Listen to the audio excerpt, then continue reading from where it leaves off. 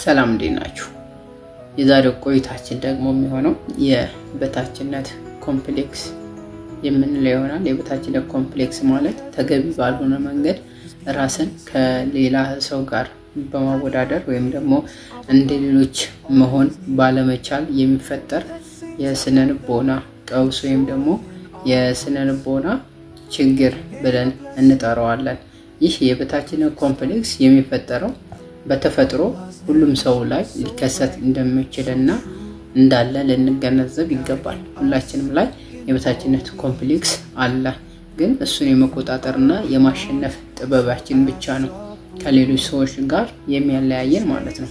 ስለዚህ አንዳንድ ሰዎች ከአስተዳደግ ላይ የሚከሰትና በአስተዳደግ ሰዓት ላይ የዛ የነበረው ነገሮች ተደማምረው ይደማመሩበትና ህይወታቸውን ሌሎች ከደረሱበት ደረጃ ላይ በማወዳደር ይጠመዳሉ።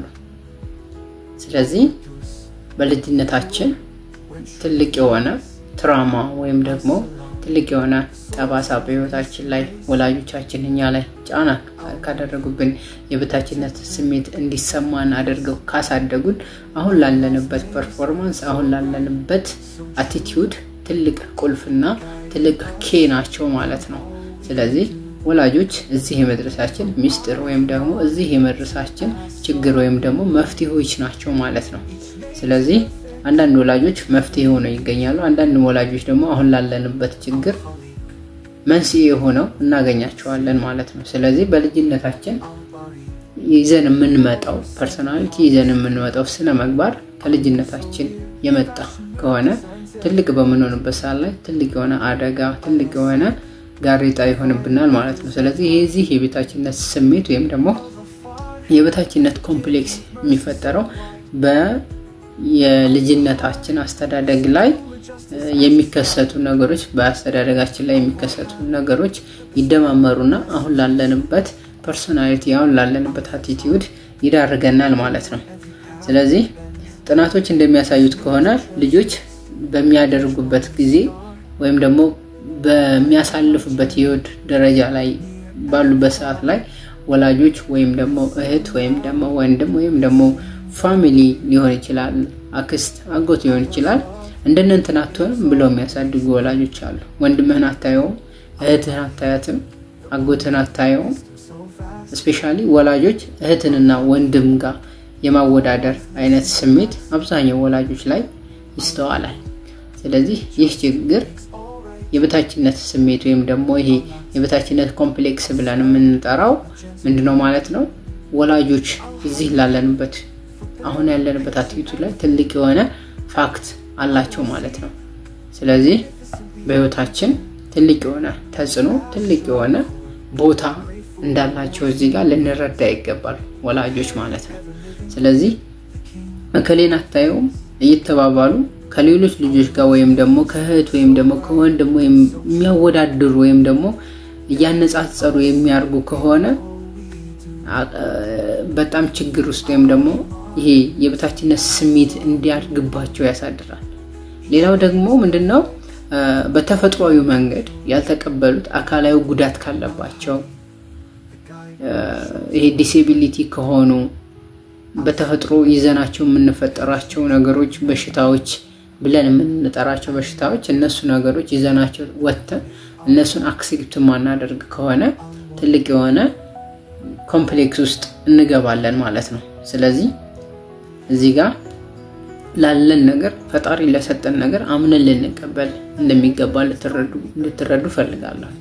ስለዚህ ላለን ነገር ፈጣሪ ለሰጠን ነገር ልናመሰግነውና ያለን ነገር ብቁ እንደሆነና እኛ ልንጨምርበት እንደማንችል ልትረዱና ልታውቁ ይገባል። ይሄንን ስል ምን አስተዋወስኩ መሰላችሁ? ወንዶች ልክ እንደ ሴት ጆሮአቸውን ሲበሱ አይታችኋል? በጣም ያስጠላል አይደል? ይሆናል አይደል? በወንድነቱ አንሶ ወንድነቱ ያ ያለው መልክ አነሰብኝ ብሎ የሴት መልክ ሲጨመር ማለት ነው። ወንድ ልጅ ማድረግ ያለበት ነገር ትቶ የሴትን ባህሪ ሲላበስ ወይም ደግሞ የሴትን ካራክተር ሲላበስ ምን አይነት ፐርሰናሊቲ ነው የሚኖረው ይሄ ልጅ? ትክክለኛ ወንድ ነው ማለት እንችላለን አንችልም?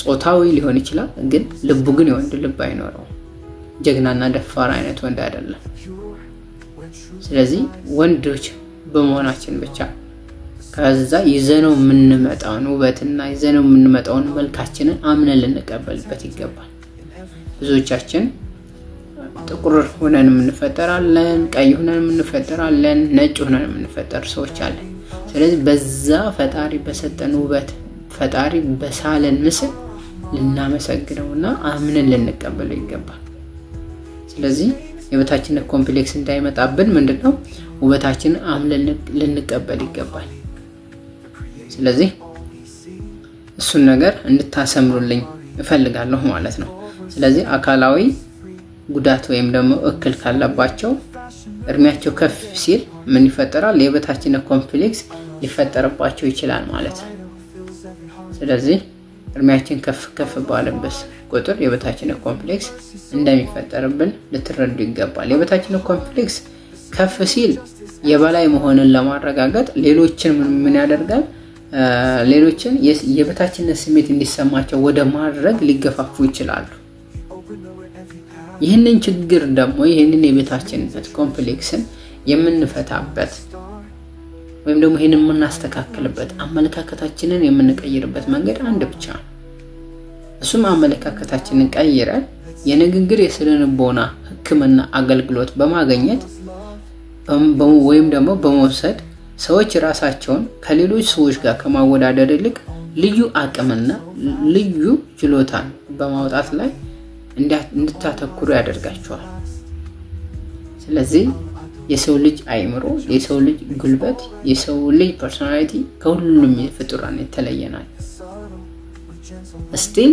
ከበፊት ከተፈጠሩት ሰዎች ለራሱ የተለየ ነው የመጨረሻው ኡመት ወይም ደግሞ የመጨረሻው ፍጡር ሆነን ነውኛ አሁን እየኖርን ያለን ከኛ በኋላ የተለየ ነገር ሊፈጠር አይችልም የተለየም ፍጡርም ሊፈጠር አይችልም ከኛ የተሻለም ሰው ሊፈጠር አይችልም ስለዚህ ትልቅ የሆነ ኃይልና ትልቅ የሆነ እምቅ የሆነ ችሎታ አለ ያንን ችሎታ ደግሞ ምናወጣው በተግባር ስናደርገው ስለዚህ ያንን ችሎታ ያንን እምቅ የሆነ ኃይል ውስጣችን ላይ ያለውን እምቅ ኃይል ለማውጣት ማሰብ ብቻ በቂ አይደለም ያሰብነውን ነገር ወደ ድርጊት ቀይረን በህይወታችን ማን ጸጸትበት አድርገው በሆን ብለን የተጸጸትንበት አጋጣሚ ይኖራል ያንን ነገር ሳናርገው ቀርተን ማለት ነው ስለዚህ ያንን ነገር አቁመን ወደ ተግባር በመግባት ያንን ነገር ማድረግ አለባችሁ ከዛም ትልቅ የሆነ ለውጥ በህይወታችሁ ላይ በራሳችሁ ላይ መፍሰስ ይጀምራል ማለት ነው ስለዚህ ይህ የበታችነት ኮምፕሌክስ ባህሪዎቹ እናንተ ላይ ከታየ ቀጥታ የስነልቦና አማካሪ ጋር በመሄድ አመለካከታችሁን ትልቅ የሆነ አቅም እንዳላችሁ የምታወጡበት መንገድ እሱ ነው ስለዚህ ራሳችሁን መቀየር ትችላላችሁ ስለዚህ የስነልቦና አማካሪ ሴንተሮች ጋር በመሄድ የምክር አገልግሎትን እንድትወስዱ እንድታገኙ ስል ሐሳብ ሰጣለሁ እስካሁን አብራችሁ ስለነበራችሁ በጣም አድርጌ አመሰግናለሁ